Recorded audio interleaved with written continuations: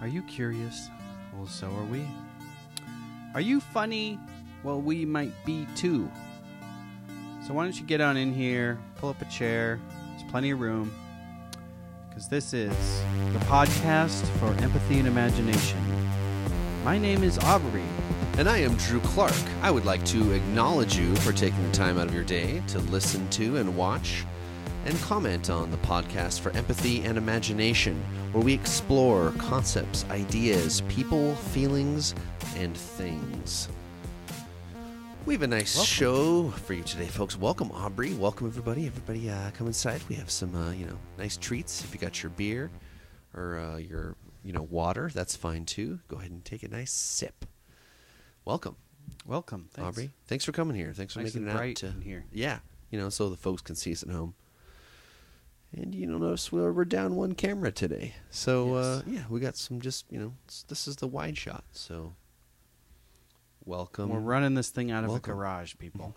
Yeah, really. Literally. I mean, look at this too. What even is this? This is a tripod to something, and then we have a drum hardware piece, and then it's with this bicycle phone holder on her. We have a microphone held on, and got my little pop filter here. It's fine. Everything's good. It's a hybrid of like 3-4 things. Yeah. Bike parts, drum parts, mic stand stuff. The key is not paying. Yes. It's amazing what you can find and use. So let's check in. Let's check in. Yeah. Got a new phone here, so I got to dig up my check-in sounds Okay. again. Thank you. Figure out where all this shit's stored. Let's... I think this isn't the right check-in sound, but checking in. Checking in. I'm going to start the check-in Checking by in. opening this bottle for us to share, my good friend. This was a kind of an exchange with one of my pool clients. Oh. It's Goose Island, Bourbon County. So everyone knows two things about Goose Island. One is that they were purchased by InBev, which owns Budweiser. And two, that they still have the really cool barrel program. And that's what we got. So 2017, so this is last year. So this was in bourbon barrels for 2 years. And then it was in this glass for another almost 2 years. So that's for us to enjoy today. Huh. Is it just like the longer the better? I mean, is there a cutoff point? I think eventually there's a cutoff point. Depends on the, how everything was taken care of. This is a barley wine. Barley wines and barley wines. Taking it easy with some barley wines. Yes. So this pre-check-in is brought to you by Goose Island, I guess. Cool. What was the exchange with your client? My client wanted to know things about the solar system he had, because he didn't know a dandy from a doodly. Solar system. Good. Yeah, he was trying to heat his water. Did you tell him that Earth is not the center of the solar system? I did tell him that, but he was like, I don't know what to do. And so he was like kind of panicking because he called a company and they were like, it'll be $300 to come out. And he was like, Drew, can you just talk me through it? And I did. And I was there and I showed him, unscrew this, tighten that there, bring this out. And he was like, hey, ka-clink. And I got a few bottles, different stuff. Stouts, barley wines. So cheers. Cheers. To empathy and imagination? Empathy and imagination. Okay, my check-in. So, Damn. I have been in unrelenting... It's like molasses. Mhm. Go ahead. But there's more flavors to it, too. Like, I do get bourbon, definitely. Oh, yeah. Okay. There's like a molasses taste. Big time. So, I have been in serious, agonizing pain every step I've taken this whole week. But... I have done... Did you transform back from a mermaid? Is that why? That's what happened. Merman? Yeah, I was a mermaidman. Wow. And it came back, and I hurt my back. I think I mentioned that on the last episode. Yes. And then I think I'm experiencing what's called sciatica, which is like a shooting. That was my first thing that I said to you. Yeah. It's like a shooting pain from the top of my femur. It's like a pinched nerve, right? Yeah, something like that. It's gotten better every day. Like today, I'm limping, and I can do a walking demonstration for the audience, but it's pretty painful. But I've done I've been thinking about, like, I don't want to let this mess up my mood. Like, I could just be in pain, getting crotchety, but I was intentionally like, yeah, it hurts, but everything else is fine. Like, it's fine. So I really, my check-in is like, it's saying like, oh, I was intentionally going like, don't let my pain get me down. And it's been cool. It's been cool not having it get me down. So it's like staying in the moment probably helps that. I think so. Because you can easily worry about, next week's going to suck. And, Tomorrow's going to suck. Doing my route. And I did a little bit of that. Like, I'd get off work and I'd be like grunting at every step. And then, I still have to do the dishes and like make dinner. Everything still has to happen. It's practice for being 40. Yeah, I guess. Getting those grunt practicing.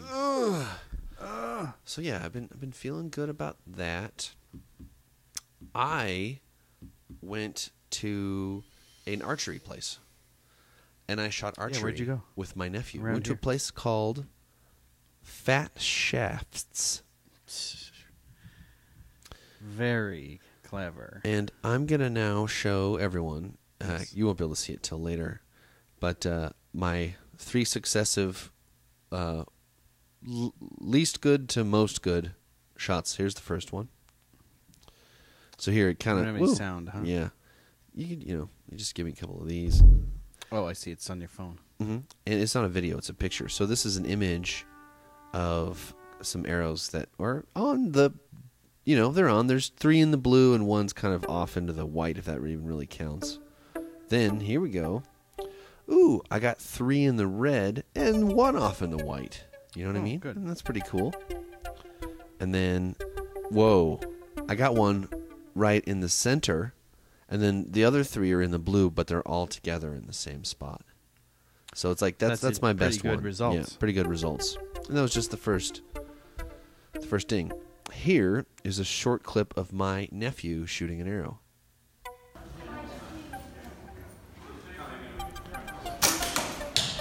He just shot a little zombie guy, and here's me. He filmed me shooting an arrow too. So it looks like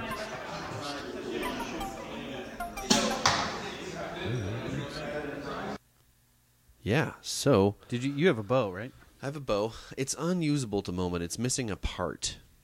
I need there's a thing that holds the other strings out of the way. No, because there's like 3 strings and you only actually pull 1.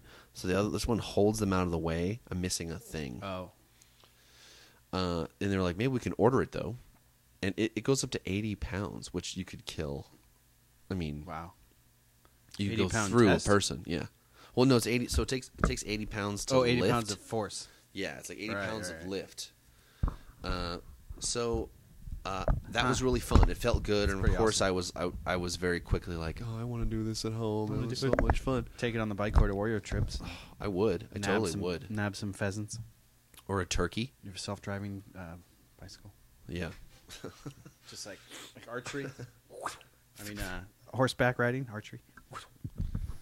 That would be so hard. I mean, it was really hard to make it just hit the target. Yeah. Because, like you say, you were how far away is it? Well, there's different ones. The paper ones I was hitting was like 40 yards. That's pretty far. Yeah. Or 20. No, it was 20 yards maybe. Okay. 20 or 40 yards. And, I did pretty good. I felt good. I was like, oh, yeah, this feels a little familiar. And I realized it was super fun. And I liked it. So I was like thinking about the backyard and stuff. And so I was speaking to the guys there, and they were really friendly at Fat Shafts. And, where is that? It's just in Benicia. Oh, okay. Mm-hmm. I like Benicia. Yeah, don't mind that noise. I'm just setting something up over here. So, yeah. So they were cool. And I was like, I have all these old arrows, too. And they were like, just go ahead and bring them over, and we'll see what's repairable and what's not, and we'll go from there. And they have, like, used arrows for pretty cheap and stuff. And it was really inexpensive to go. Like, the 2 of us shot for 2 hours each, and it was a total of $30. Wow. And I was like, that's a good 2 hours well spent. It was pretty fun. Does he have a bow, or did he rent one? He has a bow, and he has one that he's not quite ready for, that I kind of betrothed him down through the grandfather line, because he's the only living male relative of mine who's a child. And yeah, so he's like not quite strong enough to do the compound bow for kids. Right. I don't know. I was trying to think. Like, I think he's like 10. I was trying to think when I started. I think I was like 10 when I was using that thing, but it was backed all the way out to like when you loosen the screws, it's easier to do. When you tighten them down, it's more weight. I think it was set on like baby mode. You know? And his little bow, it was like pretty funny because it was like you could just do this to pull. I mean, it was like nothing. It was really like it looked kind of cool, but there was nothing to it. So that felt good, and I really liked it. What's the grandfather bow? Is that like it's not? Is it a regular, like a standard bow, or is it a compound bow? Or My grandfather bow I betrothed to myself when he died, or he betrothed to me, is a compound bow that he used to hunt elk in the 90s. wow. And then there's another compound bow that he gave to me to use as a kid. It's like for a kid. That's the one my little nephew has, I but see. he's not quite ready for it. But I have my grandfather's one, and it's set at 60 pounds right now. So it's like pulling back, like pulling up. It's like with lifting 60 pounds. but this way. Mm-hmm. Yeah, it's crazy that people hunt huge animals with fucking bow and arrow. Yeah, I mean, you totally can. You can shoot it pretty hard and pretty freaking fast. people were doing it before guns. Mm-hmm. Right after spears, Before people were hunting guns. though. Cool. Oh my gosh. Yeah. So okay, my check-in. I think my wife still hasn't given birth. I would think your wife still hasn't given birth. I think it would be pretty obvious. I mean, yeah, she's in the other room, so I mean, she probably would have let us know if it started. Yeah. Oh, I hear it. Oh, I hear something. We getting a phone call? Or, no. I don't see anything. It's getting some crackles and pops here. Yeah. Maybe I bet the audience isn't even hearing it. It's probably fine. Yeah. So she's, we're setting up baby stuff all the time now. Amazon boxes coming, people buying us stuff, people gifting us things. Like we have like 9 ways to put the baby down. There's so many things to put the baby in now, and apparently that's really important to like mix it up for babies. So like I would like to have multiple places for them to. so you don't have to hold, because otherwise you have to hold them. Like you can't. I mean, when they're infants, it's like I guess you put them on the ground, but they can't really lift their heads. I mean, so they kind of got to be in a thing. Mm. And so we're assembling like another bassinet, and then like we literally have multiple beds to range from like newborn infant all the way to when she's like 6 years old. Like we have a train of beds. Yeah, That bed. The Is big there one. another bed that hasn't been set up yet? There's the biggest one. The mattress is halfway up the rails. When she's old enough, one of the walls goes down, and it goes all the way down. And then it's just a bed for like a 5 or 6 year old. Nice. Yeah, I know. We're like ahead of the curve. That's pretty good. And we got the little swingy guy that was a gift from a client. It was just you put the baby in, and it swings it and plays like ocean noise. I'm like, that's gonna work, or it might not. We don't know. No one knows. No one knows. But there are guesses they're educated guesses. And we have lots of support. People, like, we turned the beer keg aerator temporarily into a freezer, and there's already food from Heather in there. Cool. So, like, we're packing this place full of frozen, delicious food from friends, and we have a meal train planned where some people are going to come over in the first couple of weeks to bring hot food and eat it with us and hold the baby for a minute and give us a damn break. That's cool. Yeah, so... I mean, I would love you to be on the list in that. And Yeah, what do you guys like? I was thinking scalloped potatoes, Yeah, mushroom gravy, I'm in.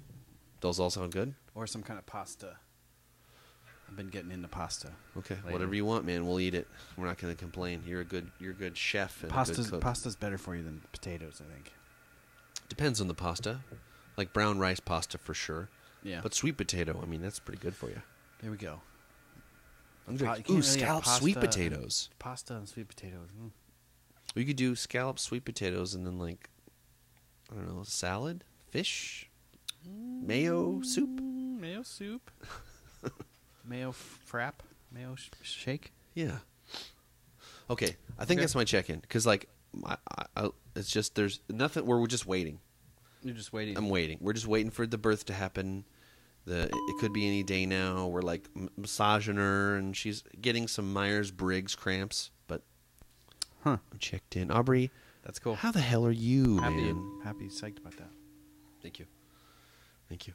It's gonna be a different world one Yeah, day. It's me just a suddenly a little different world. Baby here. Yeah.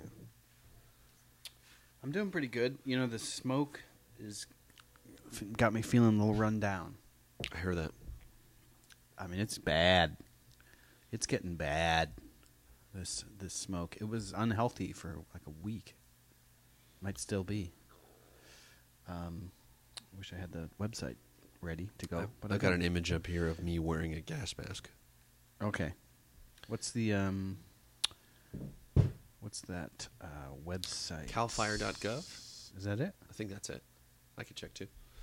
Yeah, folks, I don't want to take over your check-in. I want to hear about how you feel about fires and such. It's just, you know, it's like you get run down because you're just breathing a little bit of smoke.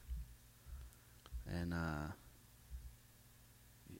you know, it's tough. So, yeah, just feeling like fucked a little bit. About all the death. There's been a lot of death. There's been a lot of death. And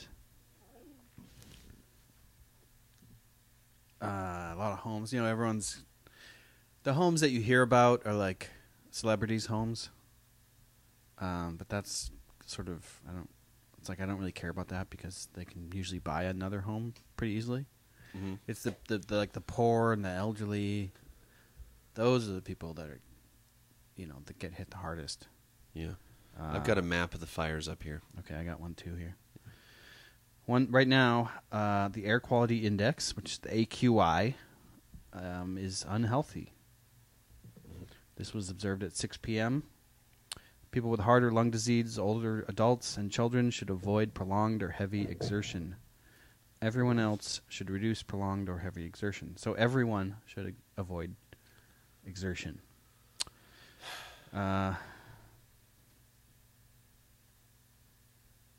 Forecast today, 164, unhealthy. Tomorrow, 169, unhealthy. Yeah. Anywhere over 100 is no good, right? Yeah, so it's a scale. It's basically a 6 scale, 0 being good, 6 being hazardous. We're at a 4 right now. So we're in the red. So above where we are, there's very unhealthy. Time to smoke. And then there's hazardous. Yeah. Perfect timing. Yeah, so I'm just sick of breathing in all this smoke. Hold on. Yeah. I work outside in the smoke now in full face gas mask, as you saw a moment ago. And it's a little hard to do. It's like, but tell me more about how you've been feeling about it.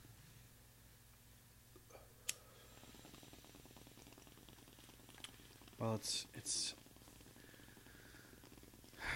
just been feeling tired from it.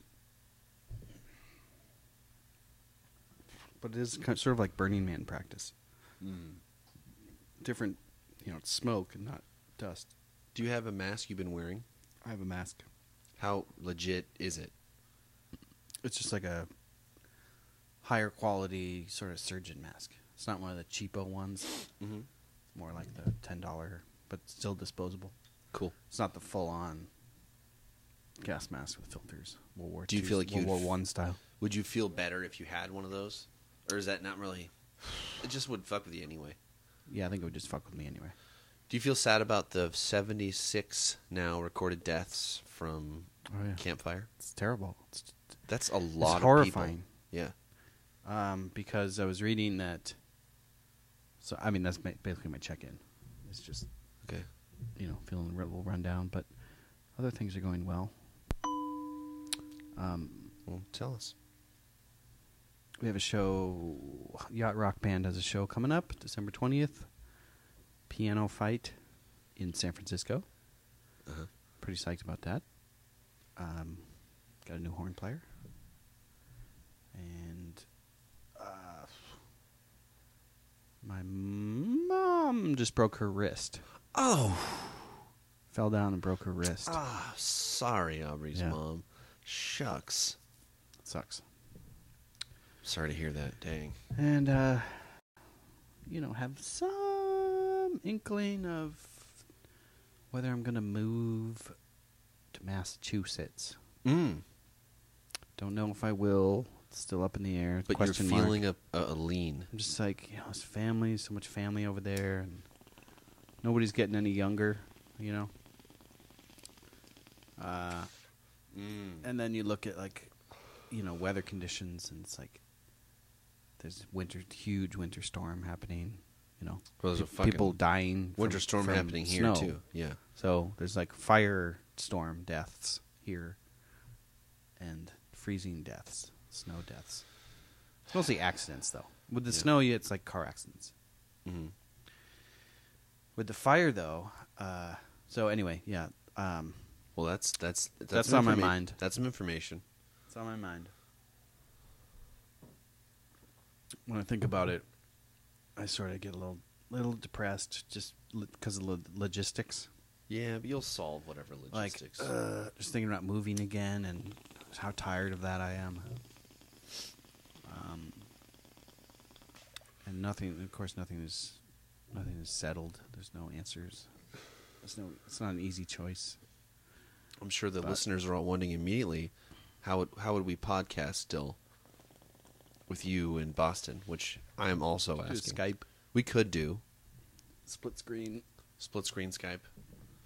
Skype. You'd have to have one of these, and I'd have to. We'd each have to have our own setup. Yeah, we could do it. Wouldn't be that hard. Probably easier. By less wires. Because the only reason we have that iRig is... why do we have the iRig again? To send it to this thing. Because we have all this other shit going on. So our setup would be a lot simpler. Yeah. But yeah, it would be... But not being in your physical presence, there would be a diminishment in my life. It would be... There was part of me that would be very sad about it. Right, but I would... me too. Because like you and I, just met one day, and it's been fun ever since. Right. And shared a lot of experiences. I mean, you weren't married. No, I am. We were both sort of bonded about having recently broken up with our girlfriends. Mm-hmm. Through the phases of, trying to find somebody. Yep. All Searching. We all like that stuff, and it was a joke, and a lot of jokes that we made about it, like kabombs and all that stuff. That was a huge phase. And then here we are, married, about to have a kid, so worked out.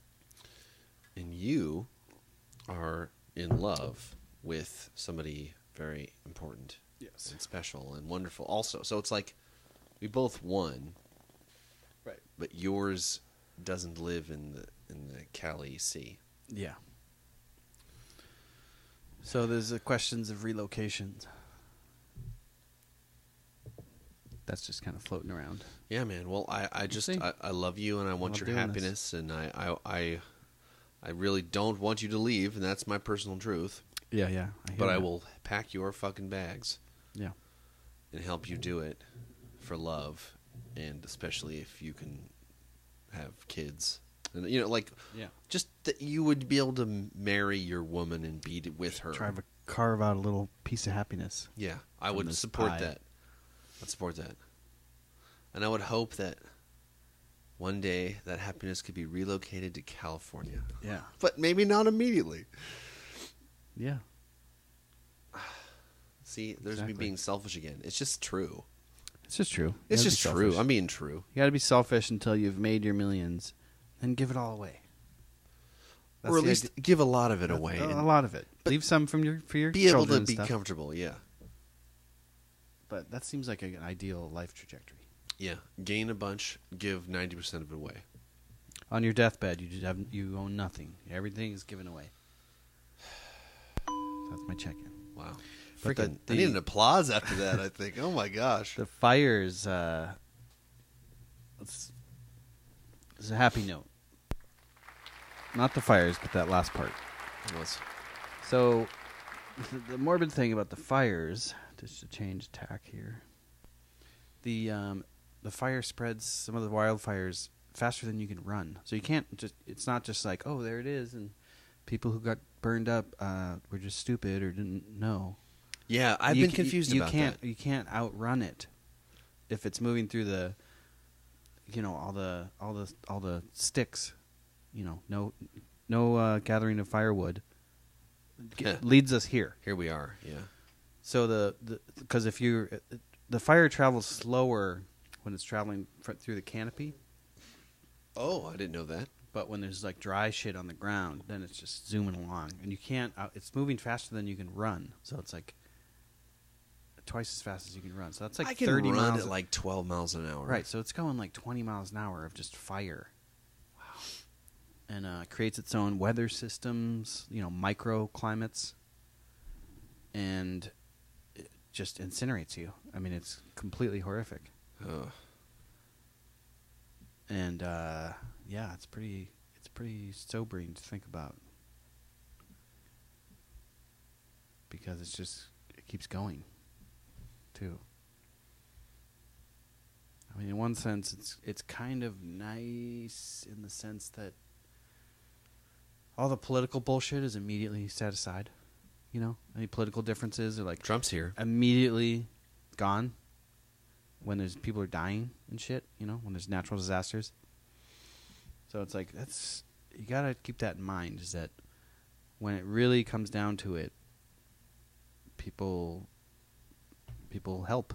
People reach out and we help each other. Mm-hmm. It's important to realize that. Yeah, Trump's here on a visit, and it's like, we put aside the sort of theater, the political theater, and all the petty squabbles and all the marketing bullshit, because people are dying and land is burning up. It feels good to know that we all rally, and I felt an urge. I was like, oh man, would it be cool if I rounded some capable friends on a weekend and we went up and did what we could in some neighborhood or something and came back, something sustainable. Right. Like, what could we do? And it's like, not much yet, I don't think. Yeah. I know, like, there's probably a lot of logistics help. Even people on Twitter who are tweeting, like, lost animals, or I'm looking for this person, or... So, like, Twitter is all political nonsense, 24/7. Mm-hmm. Fire happens. Immediately, people are setting that aside and helping out. So, there is a positive sort of dimension. I get that. To all this. Yeah, I hear that. But, some of the political stuff is just so weird. Yeah. Like Trump's first tweet or whatever was something about how the California forestry department was fucking up. And it was kind of like a little soon for that. Yeah. My man, like I'm like breathing in particles of people who have been burned up. I'm actually breathing a lot of them. Yeah. Maybe hold off on the tweets for a minute. Yeah. I mean, who knows if he's right about that, but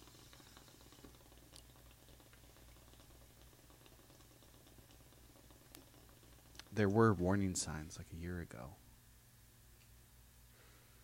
What were they? Just people were saying that there was too much like dry scrub. But it's hindsight, so you can fit any rationalization to things in the past. Yeah. There's too much water, and then there's too much plant matter, and then it's too dry, and then there's too much fire, and then there's too much water, and it's like and we're in a drought. Yeah. Who knows? California is so. First of all, it's so massive as a state. Pretty huge, yeah. It's hard to talk about the whole state in general on anything. There's like 3 major areas, at least. Yeah, you have the northern sort of foresty, lake-ish. super liberal, hyper paranoid Northern California. Then you have the super fake, always sunny. As generalizations, we got the paranoid north and the fake south. Well, no. I'd say there's at least 3. There's 3. What's the third one? Central. But I would Like say the Inland North Empire? is actually mostly right wing. Actually, Northern California is forest land with a lot of right wing conservative people in It's just Redding the and Bay. It's just the coastal cities where you get the. well, Bay is really Central California. In Central City wise, you get the okay. liberal techie, so you get like huge, incredible wealth creation and unsavory cultural runoff. It is crazy how much wealth is created in California alone. It's crazy. With entertainment and Silicon Valley, it's like you have 80% of the fucking economy right there. Then you didn't even mention that It's that 80-20 again. a third of the country's food comes from California. Right. You didn't even mention that. So it's like all three of those are like, Huge resources, almost every climate. You know, we don't have tropical, we don't have Arctic, but we have pretty much everything in between. And see, and that's pretty why it's amazing. hard to leave California. it has everything. And that includes the bad things. Fire. I think Patton Oswalt was like, yeah, LA is the best city in the world. Mm. It's also the worst city in the world. I've heard about that. I've yeah. even thought that. You know, I mean, some- LA is a different phenomenon, but Well, some part of me in some kind of my time of my life, there's this little bit of fantasy about wanting to live in Los Angeles and maybe try to do something. right. But it's like I also want to live in the forest Yeah. and Viking North. and the raise my forest. children with an axe, kind of Yeah. thing. Have medicine. I'm with you. journeys. I think that's sort of the new. I think that's very common. Is I like the city. I like the urban. Being urban and getting shit done, building. But I also want the house in the country. Mhm. I want to go back to the garden. I think a lot of people have that dual nature. You want to just run. You How do you kind of do want to it? disrobe and run around in the forest with an axe or a knife, just in the wilderness. Maybe a pair of Vibrams, and I'd go boxer go. shorts, but that's it. Yeah, just like a little Speedos. And Speedos, for Vibrams. sure. Yeah, that's fine. Compromise. I'm making deals here. I'll go Speedo Vibram. Speedo Vibram. Mhm. Painted face. Yeah. You wanna. I mean, it's powerful. You can't not A want to do sharp that. axe Especially if you're a that's guy. big. You just want to do yeah, that. yeah. And you want to chop shit down and build Yeah. shit up. Kill things and build things. Yeah, you want to kill and trap and eat and build. Yeah. You want to build a home. You want to build the coolest home you can. And then you want to go into an all glass walled conference room, suit and tie, and make some abstract deal about bits and bytes. Mm-hmm. So, I think It's that's true. a very common American feeling. Well, it's like, I think, okay, so one scenario is where you do that half the year and you go to LA or San Francisco the other half. But you're in the forest 6 months, Right. in the city 6 months. But is that too extreme? Does one need to go back and forth in more regularity? Is there an optimal balance? Well, there was, maybe there's the exurbs. This was a demographic that was tapped into. It was like nobody knew that this demographic existed. I think in George Bush days. But they got this. They tapped this weird vote of this one demographic, and it was the exurbs, which is like you have the city, then around that you have the suburbs, but then there's a zone that's sort of between the track housing, manicured lawns of the suburbs and the fully rural zone. There's like a little, there's a space suburbs. there. Yeah. External suburbs, like the fringes of the suburbs. I like that. Maybe that's the place to live. I hear that. That's like Alhambra Valley Road. Yeah. That's Like like, maybe Butano adjacent. 30 minutes to get to the city. Mm-hmm. 45 minutes. The thing is... But then you can go 30 minutes or 45 minutes the other way, and you're in mountains, wilderness. Well, I think if you're going to have a space... If I'm going to have a space, it's almost like I want it to be able to... Say you had like a spiritual experience at it with, say, a dozen people, and it would be fine to, that'd be cool. That would be cool. Like a commune? No, like a home for me and my family, but there's more space for folks to come and party. And there's more space for, like, the studio to look a little different than, it does, like, now. I mean, you look at it, it's pretty cool. You got...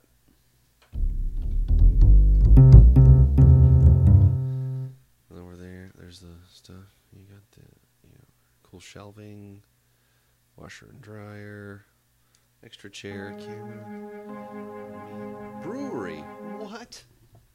Yeah, things are, it's an efficient use of space in here. And you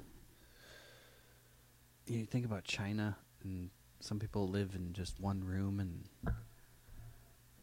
they they push their bed into the wall at the end of the night and all this stuff. So it's sort of like you can get on with whatever you have. It is, except for I own a lot of shit, and I'm storing a lot of shit for other people. Something like the studio could be multi-use, like multiple groups could be using it. So what do you have, like a warehouse in the exurbs that you also have a house? Oh, wait, here we go. Look what we have right now. We have all instruments required for anybody to come in and rehearse their band. Like, they could just show up with their phones. Just... Yeah. I mean, How does that contributes communally, right? I mean, right at this moment, the setup is better than the setup we had the other place. Yeah, there's just more stuff right now in we here. can more stuff is set up permanently than it was. And we have some really cool improvements coming also, which is neat. Yes. Like, we're about to be soundproofing a bunch of stuff. We have art that's going to be going up places. And, thinking about live bands performing on the podcast. I'm talking about that a little bit. Pretty excited. That feels good.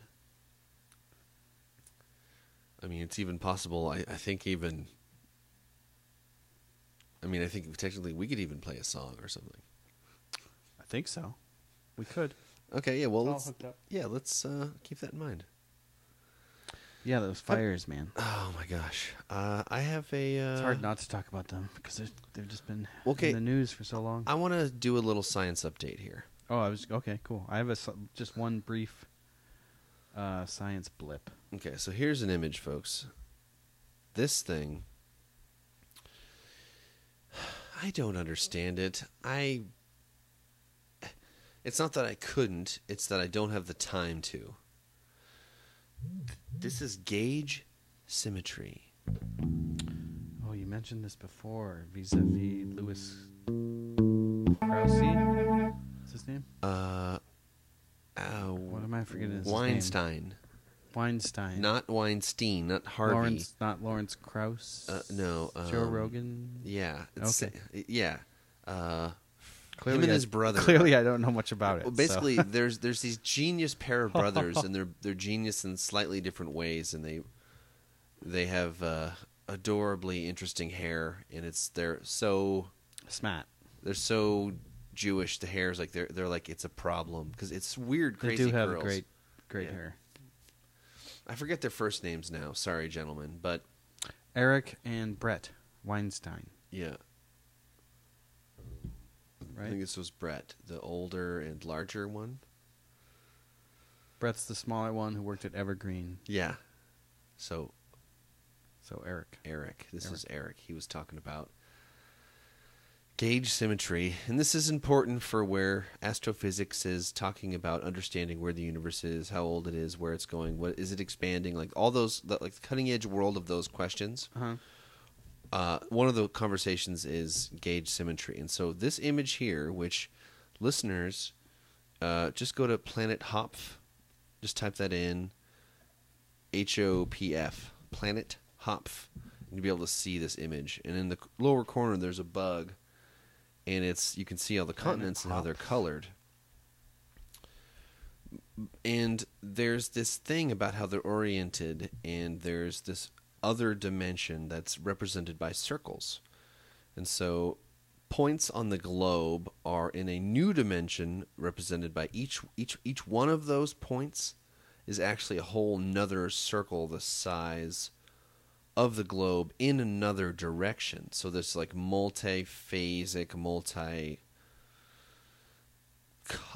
and I don't know, it's hard to describe, but it's basically like the rings you would see have bumps in them, and they are kind of based on the bumps of the topography of the continents. And so it's interesting to sort of experience that as another dimension. Here, Aubrey, you take a look. It's a short leash. Okay. Here. Would you stare at it for a minute and talk about it?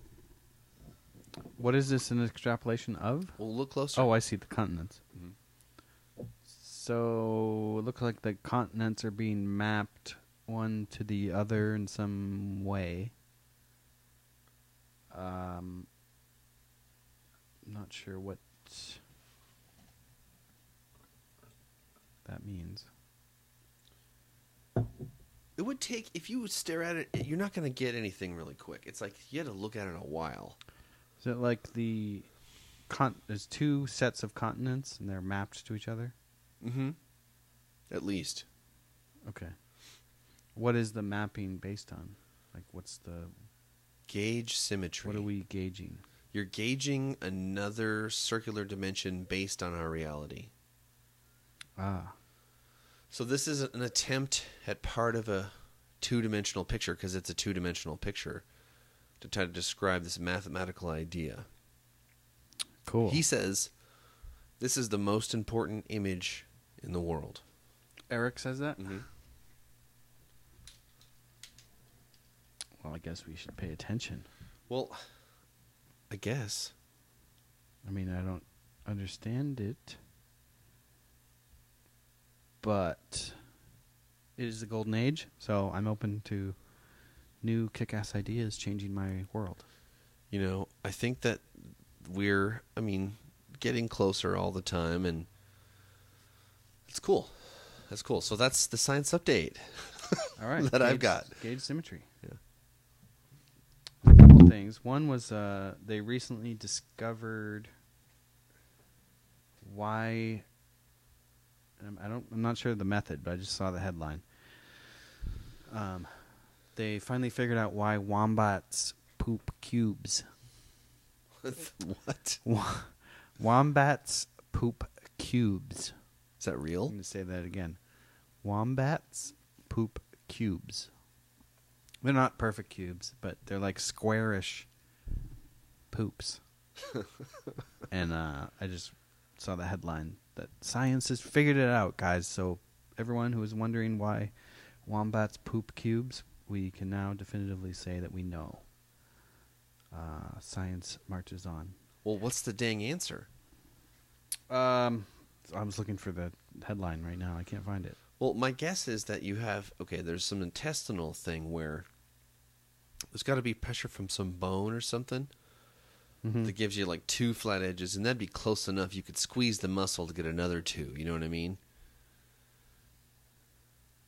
Yes. Yeah. Something about that's my science guess. the pelvic bone. Yeah, pelvic bone plus pressure, plus muscles, plus a tube. Yeah, I could see square poops. Let's see, calling it up here. phys.org. Cubical feces. Oh, good. The old cubical feces problem. Let's see.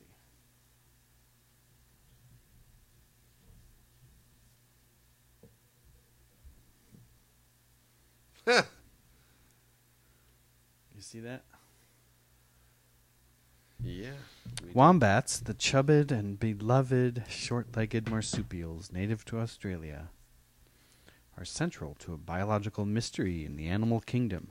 How do they produce cube-shaped poop? Someone has figured it out. To Do they give you a short answer? No. Wombats pile their feces to mark their home ranges and communicate with one another through scent. They pile their feces in prominent places. For example, next to burrows or on logs, rocks, and small raises, because they have poor eyesight. The higher and more prominently placed the pile of feces, the more visually distinctive it is to attract other wombats to smell and engage in communication. Therefore, it is important that their droppings do not roll away, and cube-shaped poop solves this problem. So it actually has an evolutionary basis. There's a reason. Because they piling they shit up, man. As with Those most things. motherfuckers are trying to they're trying to go, well, I need to build something. I need some building materials. What do I got? Well, there's kind of a squishy thing there. I don't really Cubes. like it. Let's just put it kind of in a spot to keep these motherfuckers out. I get that plan. I see that. When I have my own house, I want to shit out in front, definitely. I don't know if I'm going to touch it really and get into shapes. And if it was diarrhea, it would just be more kind of a cement day. You know, you're just kind of sealing up the other pile. Here's the thing: is that it is first. It almost is diarrhea before they make it into cubes. Oh my gosh, really? Near the end of the intestine, they found that feces changed from liquid-like states to solid states, made up of small separated cubes. How did they collect the liquid state? The group concluded that the varying elastic properties of wombats' intestinal walls allowed for the cube formation. So evolution is like, because you have poor eyesight and rely on your poop towers to signal to other wombats, we're going to have to make your poop towers more structurally sound. So we'll have to make poop cubes. Wow. Will wonders never cease? Oh, wow. Is that the science update or Pretty some more amazing. Well, that was one of them. Okay, The other give- one I give wanted it to to us. mention was scientists are trying to solve the mystery of why a narwhal was adopted by a group of beluga whales. So what's going on with that, man? The question is why. So there was this narwhal adopted, orphaned, and then adopted by a group of whales, beluga whales. So just as in California when we have wildfires, people help out.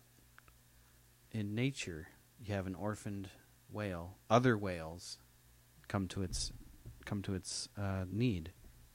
Whales adopt too. And gives it succor from its woes. Wow. So narwhal is adopted by a whale. What other whale? What was the other kind of whale? Beluga whale. Beluga. So that pack of belugas found a narwhal, and they were like, "Come on, bro." Yeah, we actually Oh, it says calling we have a a narwhal expert right now. Oh, cool. Let's see what they have to say. Hello? Hello. How are you? Good. We were just talking about narwhals. Oh, I love narwhals. Scientists are trying to solve the mystery of why a narwhal was adopted by a group of beluga whales in Canada's St. Lawrence River. That's like the cutest thing ever. Right? Yeah, that's like two of my favorite whales. It's awesome. I don't know why, but why ask why? Just go with it. I was just How is the snow? Is it snowing? It feels it's kind of melted. It feels very wintry. It's kind of weird, but we're supposed to get more snow tomorrow night. But it's like snow that doesn't last very long. But it's messy snow. Not really scenic. Not scenic snow. It's like city snow. Right, like dirty piles of brown snow in the grocery store parking lot. Yes. And, like, I'm in Boston right now at my brother's place, but, like, You're in there's no Boston? snow, really. It's, like, pretty... What? You're in Boston? Yes, I am. I'm in the South End. Sorry, At a- go ahead. at I was just excited. Friendsgiving. Friendsgiving. Oh. I usually have your welcomes giving. Oh, your welcomes giving? Yeah. People come over and I just say, you're welcome. Don't mention it. Cool. That's pretty cool. So, Drew, you must be super excited for Thanksgiving because you're going to be like a dad super soon. Yes. We were talking Like, a little bit really about that earlier. I'm pretty excited, and I'm nervous about a few things, but, there's going to be a lot of people here, and she's, do you know what Braxton Hicks is? What is it? Braxton Hicks. Sounds like somebody I went to No. private school with. Braxton Hicks. These are pre-contractions that happen weeks or a week or days before you give birth. And those have sort Oh, of wow. started. Wow. So That's crazy. they're not fake contractions. They're just sort of, it's the slow roll up. No, they're real. Yeah. Yeah. It's crazy Her baby that- hasn't dropped. She still has her mucus plug. Excuse my French. And yeah, it's exciting. We have a lot of baby stuff. People are visiting, talking about babies. We're getting like meal trains lined up. A lot of support. It's going to be cool. It's crazy Awesome. that this It's gonna be great. the process is so like, oh my God, all your close friends, and everyone's like, that's so amazing, it's so crazy, it's unbelievable. And then you think like this whole process has happened, trillions of times. Yeah, I know. Throughout human history, it's Uh-huh. like, yet it's each time it's amazing. Yeah, that's true.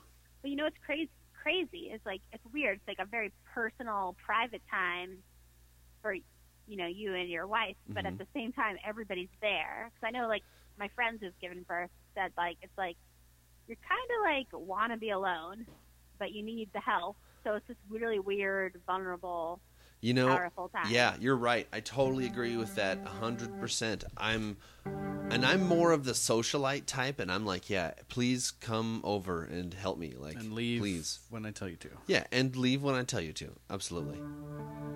But I'm very much hoping for that, and I'm like, there's a thing. There are many classes that happen, and we've gone to several. We have another one tomorrow, and it's like tomorrow's the newborn class. Like, basically, Kaiser teaches a 3-hour class on what it's like to have a newborn in your house.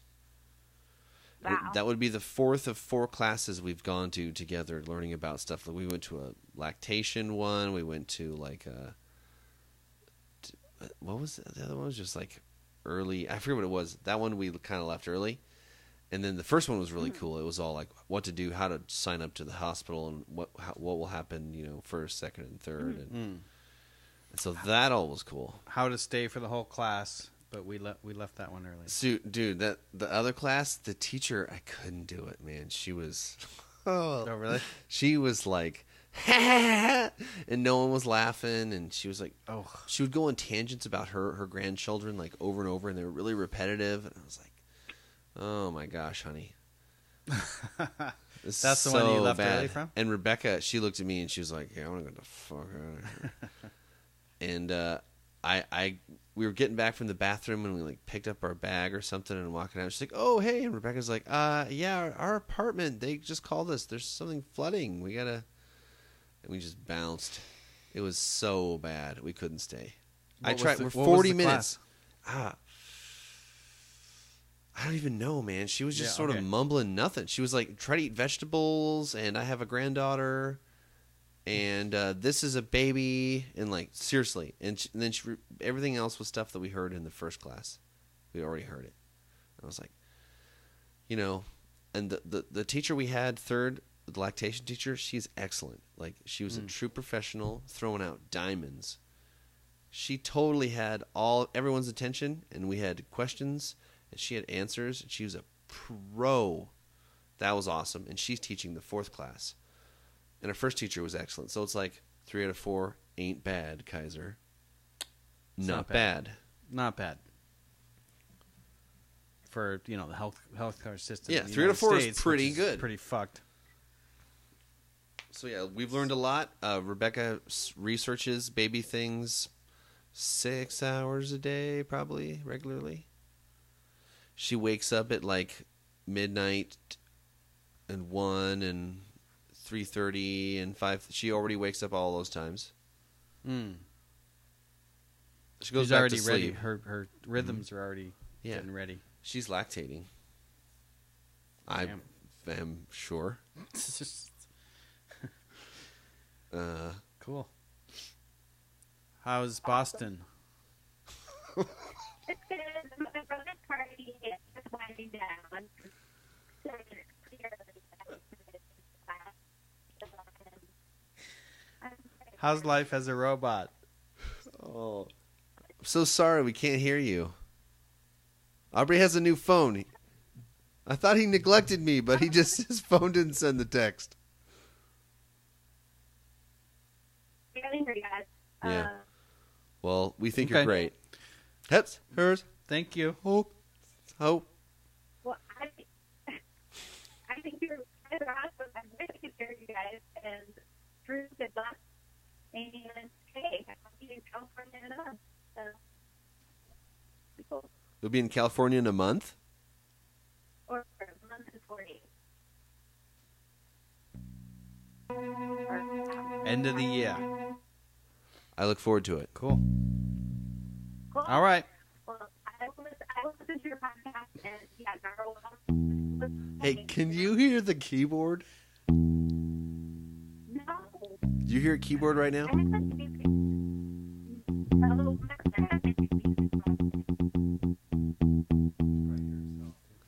Okay, cool. Thank you. Have a great time at the party. All right. Bye.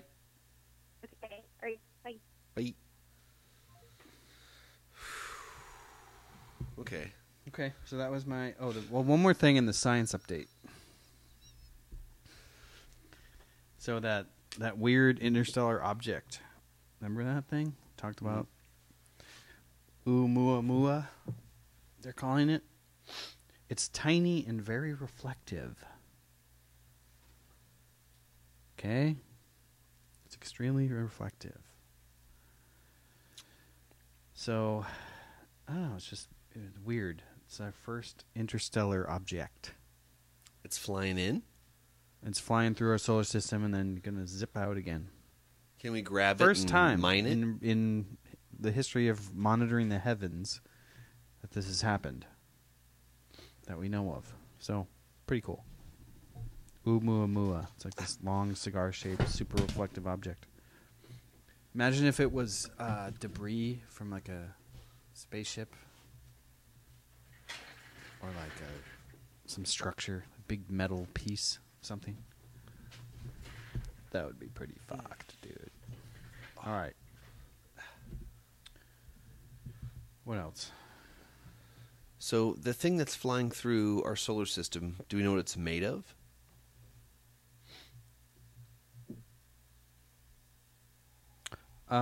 Rock and dust and metal parts. Let's see. Could be that Umo lost a lot of its surface. It's basically dirt and it's big rock. And that it's like rock and water mixed together. That's why people thought it was a comet. Then they discovered that it was not. Because comets are just within the solar system. This thing came from outside. So it's an asteroid. Nope. What is it? It's its own class of objects. Oh, so it's like you're saying it's a special thing. Yeah, it's the first of its kind. We don't know what it's made of. Dust. Rock and water. Like ice? The water is ice, yeah. It's like ice and rock and Ice and dust. rock, yeah. Some Dust. metal. Dirt. That's cool. It is cool. First of its kind. It's its own classification. And it's shiny. Who knows when we'll see the next? We've been watching the heavens since what, fucking 1400s? But what about, haven't like billions of asteroids flown in across our sky? Asteroids, yeah, but all the asteroids stay within the solar system, within the gravity of the solar system. And this Everything's is from kind of floating around in the sphere. Asteroids, comets. this is from a different This galaxy. thing came in from outside, passing through. The first So time. it's galaxy-less, right. or it's in some grander orbit we So don't it's- understand. Our solar system is part of a galaxy. So it's either intergalactic or interstellar, going from star to star. So Pretty it's cool. traveled a great distance, regardless. Yeah, most likely. Shit. Like on a road trillions trip. of feet. It's on the ultimate road trip, dude. It's shaped like a turd. Dude, where's my asteroid? Okay. So that's my science update. Awesome. Wombat poop, narwhals, and strange interstellar objects. It's 7. We're okay for a little bit. Okay. So, You have a topic? I don't have any topic. well, that sort gauge of. symmetry thing kind of fucked with me. I mean, that was crazy. The most important image. I mean, it's hard to just ignore when someone says something's the most Well, important. they're trying to get our attention. What's so special about this? Is it like mapping one reality to another?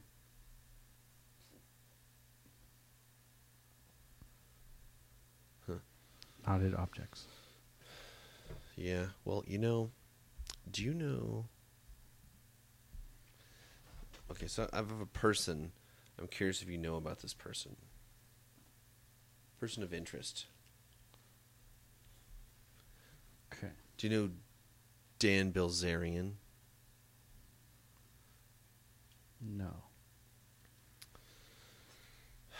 I've recently learned about this person. Sounds familiar. He's got a beard. He's like pretty buff. Dark hair. No. Hmm. What's his deal? His deal is, he was raised poor, basically. He joined the military, and he tried to become a Navy SEAL with 2 broken legs at the beginning.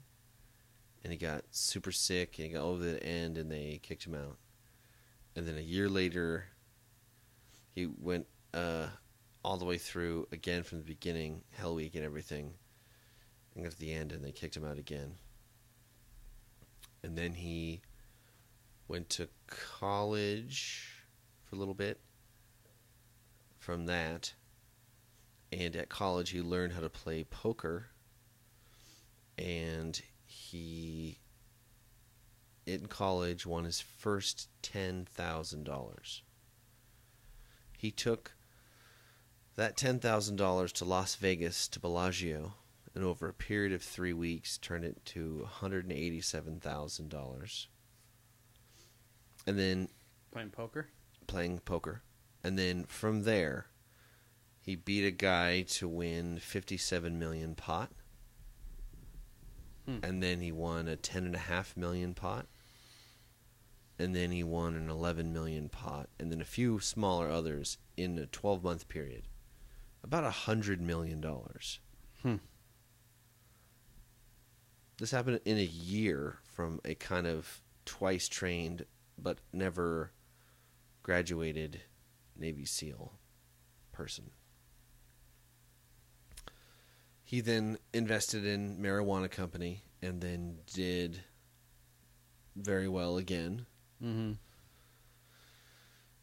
And he is one of the most famous people on social media ever who doesn't have a talent.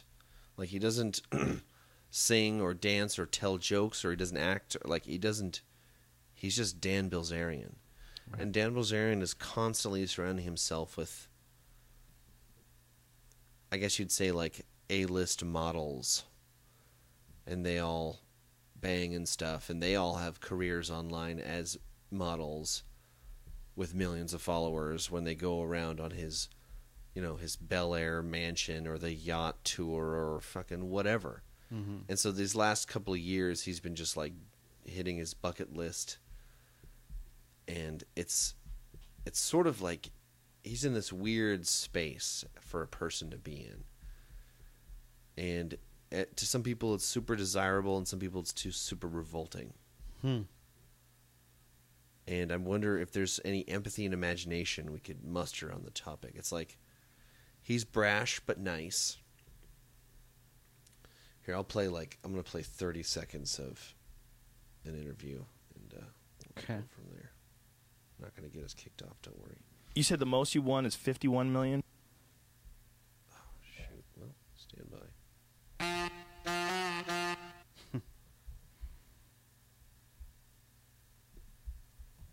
It's crazy. Most you've ever won? 54. 54? But not in one sitting. That was over a course of 8-9 months. And that was just you going at it with this one dude? One day, yeah. And you guys playing one-on-one when you're doing shit like that? Mm-hmm. Oh, my God. I remember there was one point where I was sitting there. That's a granola bar, ladies and gentlemen. Yeah. Like, what the fuck is that sound? And I checked my watch. It's been a while. So there was one point when I had $18 million in front of me, and he had me covered. So if he said all in, I had to make a decision for $18 million. Oh, my God. He's a billionaire. He didn't give a fuck. 18 million on a hand. Could have been one hand of poker. Okay. There you go. So that's a taste of him and how he talks and how he lives. And Okay. this guy, he's like, do you have impressions? Empathy and imagination, do you have impressions? Go for it. If you're living the life, do it up. Yeah. I think, again, with a lot of the millionaires, billionaires, the real challenge is to move what's cool from bitches, cars, drugs, sex. That's all fine, right? But that's not like the height of human experience. That's not the best thing you can do with your money, in my opinion. Mm-hmm. Way better things you could do. You could help people. That's the main thing.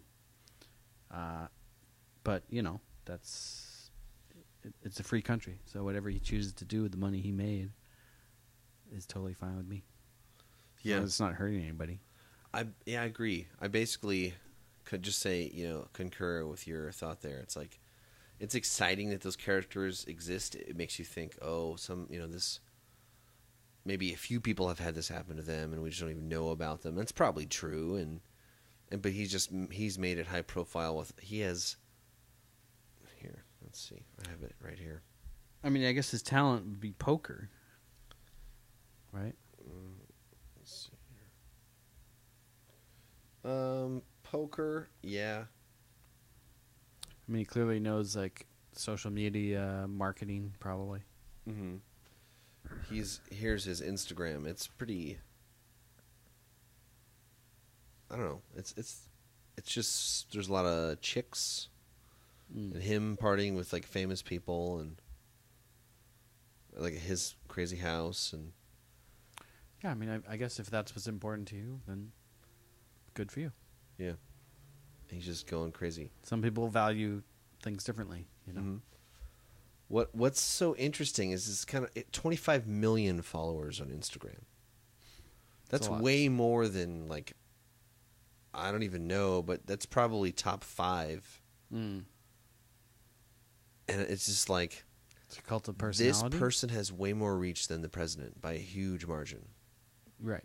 And what does he do with that reach? Well, I'm wondering, not much. Right. Not much. So, But the thing is, him and people like him, I think, are going to start to do better things, like the golden era shit yeah. that we're hopefully. talking about. Like, I would argue Elon Musk is an example of that.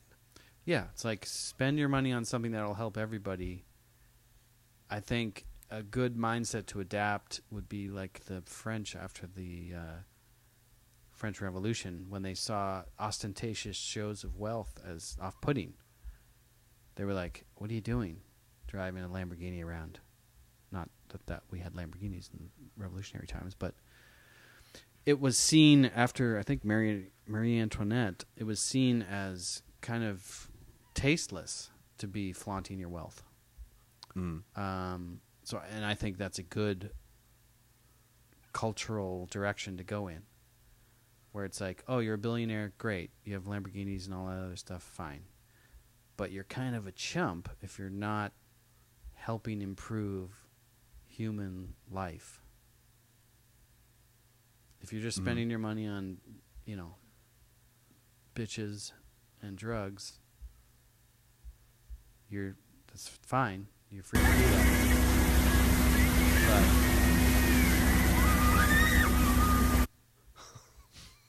screaming models. Yeah. Models screaming. All right, that's enough. Yeah, I mean that's fine. Yeah. Whatever. Again, it's like it's a thing that we have to work on. Yeah. I think it would be cool to have the mindset of like, yeah, if you're rich, help society. I agree.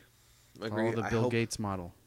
I hope and I think we're going to go that way, where more and more wealthy people are going to do more woke things with their money instead of just pile it up and make it larger. There's always going to be this guy. Mm-hmm. There's always going to be this guys of the world.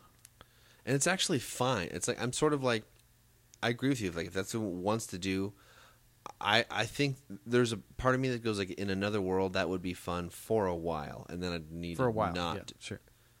I need to not do that. Yeah. And who knows what his intentions and thoughts are, but yeah, it would be an unsatisfying life for me. Mm-hmm.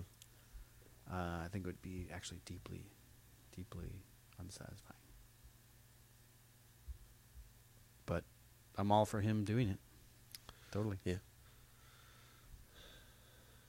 Yeah. Right on. Well, what do you say we just, for a minute, just to test it, touch that stuff over there? All right, we're going to touch some instruments, see what happens. Okay.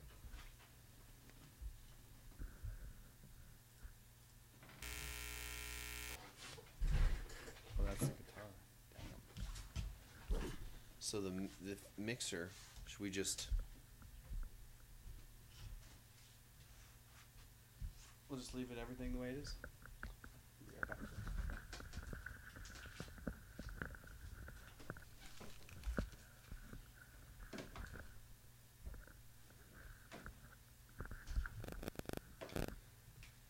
Clark Pool and Spa. This short pause in the podcast for Empathy and Imagination is brought to you by Clark Pool and Spa. Do you have a pool or a spa in the Contra Costa County? Do you have a pond or a fountain in Contra Costa County? If any of those things sound good to you and you would like excellent pool, spa, pond, swamp, hot tub service, you can contact ClarkPoolSpa.com.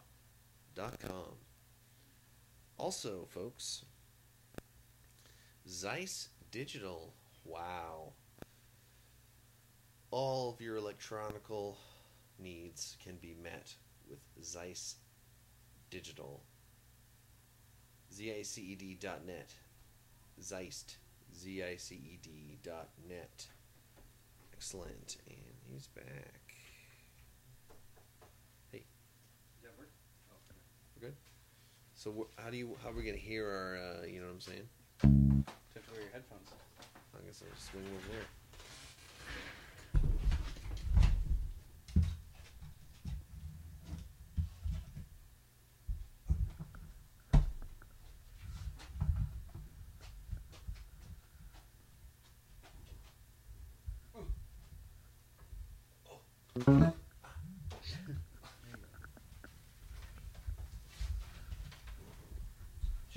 Check. Thing on? Check. Yeah, that's fine. Look at our box. Hey, you can hear us, right? Yep. Hello? I don't hear it in the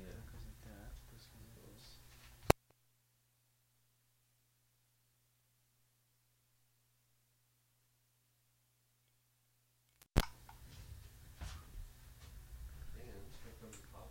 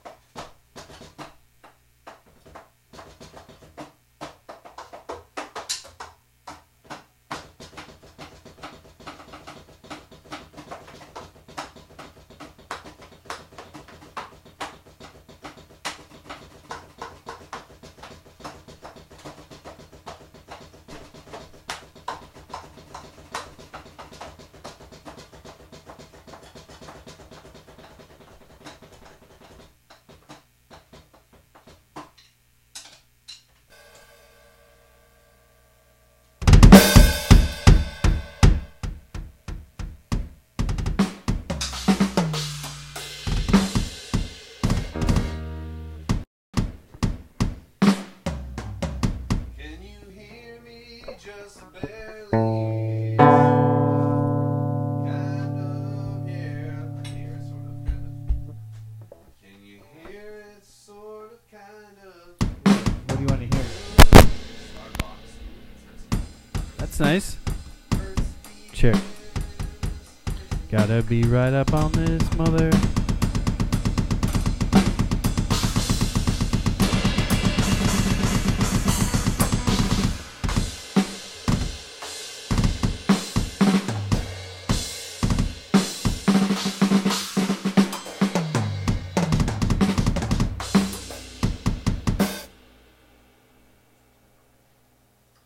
Ladies and gentlemen, and otherwise,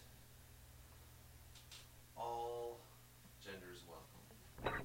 Welcome to the second part, where we now make a little bit of sound with some other things. See us over here? Hey, you flip that camera around, but no one can steer the ship. We need a Janie, a young Janie.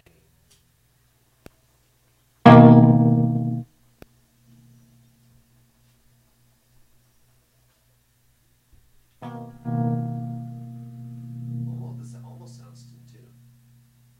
Yeah.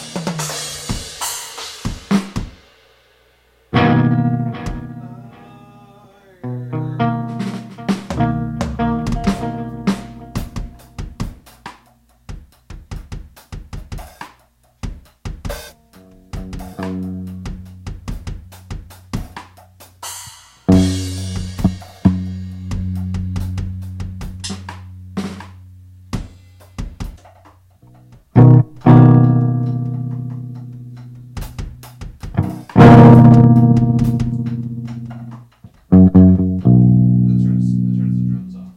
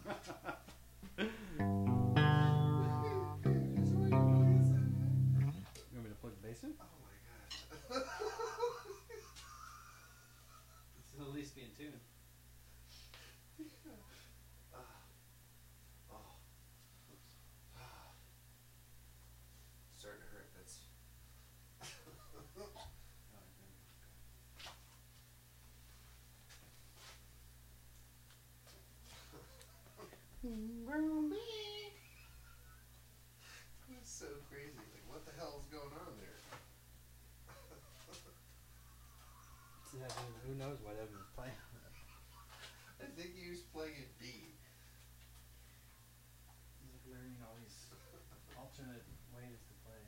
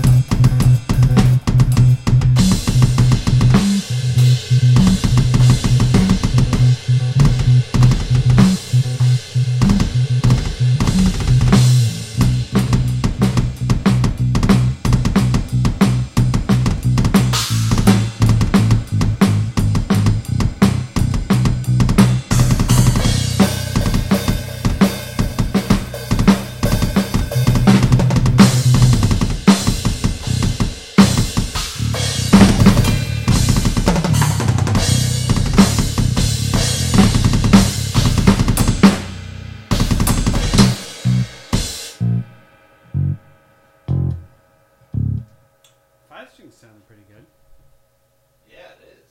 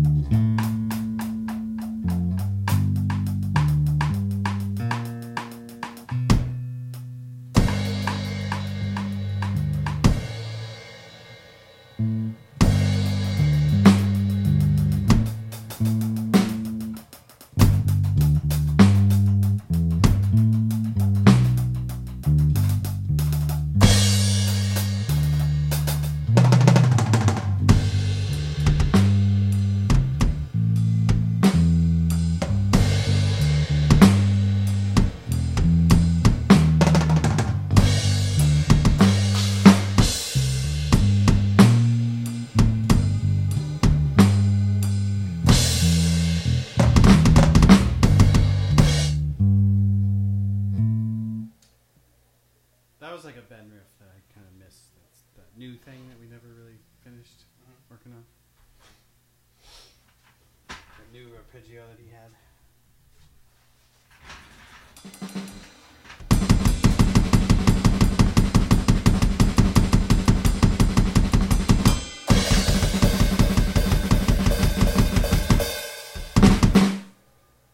Get one more in you?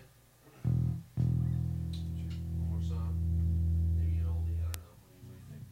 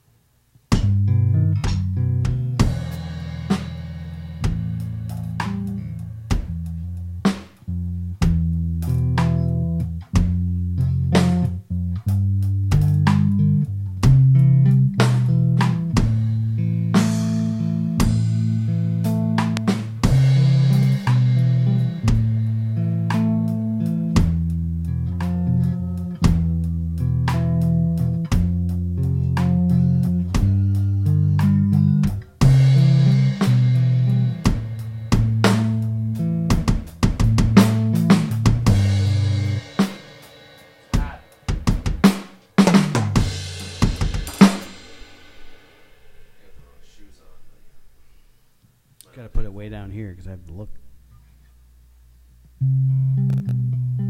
They're trying to look at us over here.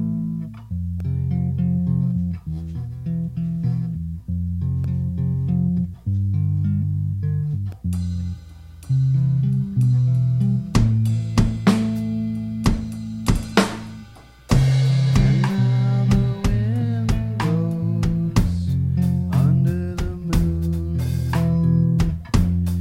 over the lawns we see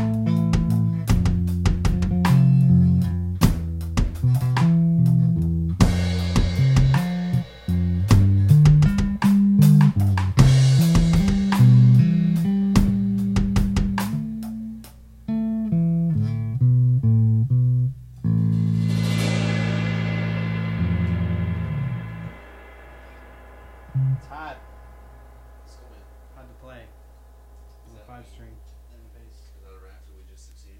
It's a wrap. Thanks everybody for listening. Thank you, Final Corp. I'd like to thank everybody for listening and Final Corp for supporting the show. Stay safe. Goodbye.